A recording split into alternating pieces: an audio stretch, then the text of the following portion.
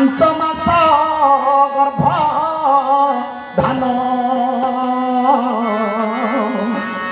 ए 10 मास दिने वाल्मीकि आश्रमे जन्मिले 2 नंदन जे एनो शुणन्तु भले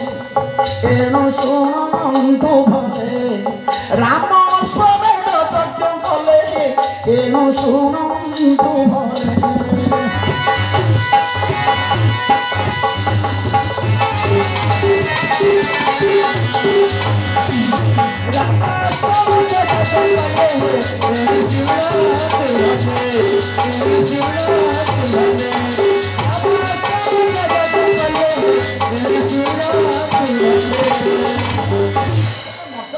भगवान श्री रामचंद्र कौन गले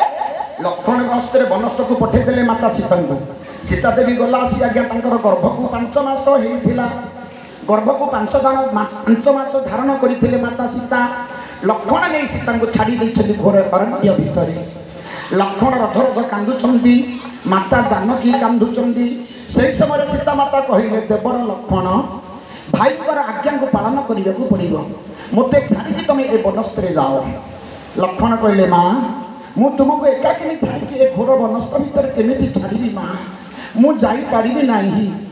लक्ष्मण जो मना कर माता सीता से कहले लक्ष्मण तमें पंचवटी वन में 3 रेखा काटी प्रथम ब्रह्मा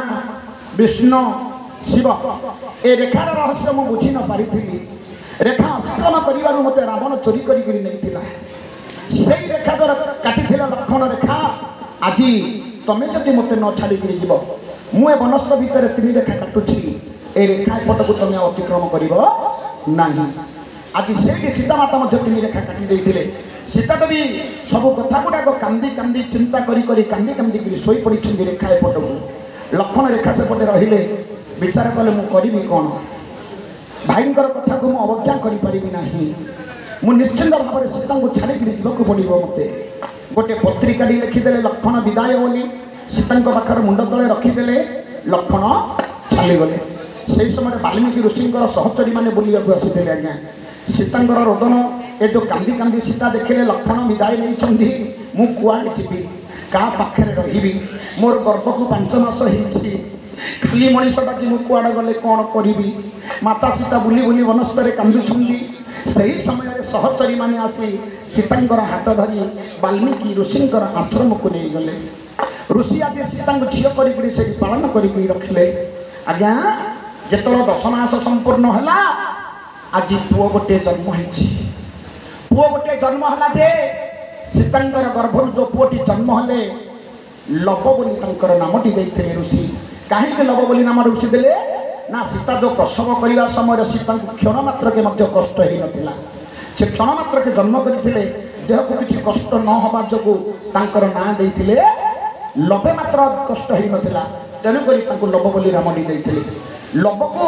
सीता माता कौन करते दोली में शुआई देले ये स्नान करने को जाते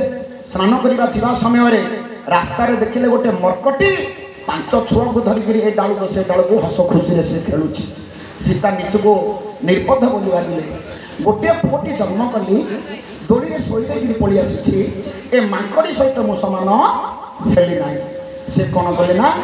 स्नान करने को न जाई अधा रास्तार बाउरीगिरी पलि आसिले अधा रास्तार जो बाउरीगिरी पलि आसछन्ती दोली में शोईथिबा पिलाटा को सीता नहीं गले जिते वाल्मीकि ऋषि राम नाम लिखुले सीता नबार पिलाटा को देखी नथिले से समय जो आसिले दोली में देखिले जे पिलाटी शोईनी पिलाटा को किए नहीं गला वाल्मीकि ऋषि विचार कले केड़े कथा है जदि सीता शुणव ये कथा तो मरीज कांदी कांदी मो झील सीता निजे वाल्मीकि ऋषि कौन कले गोटे पुष्पपत्र धरले से पुष्प को मंत्र पढ़ी उपन्यास देले पुष्परू गोटे पुओटी को जन्म कले सीता जहाँ जन्म करते नाम है नव लव बोली नाम है आउ कुशरू जहाँ जन्म कले वाल्मीकि ऋषि ना है कुश ये जो लव कुश 2टी पुओ सीतांकर बोले जगत समस्ते जानिले से समय ए लव कुश को भगवान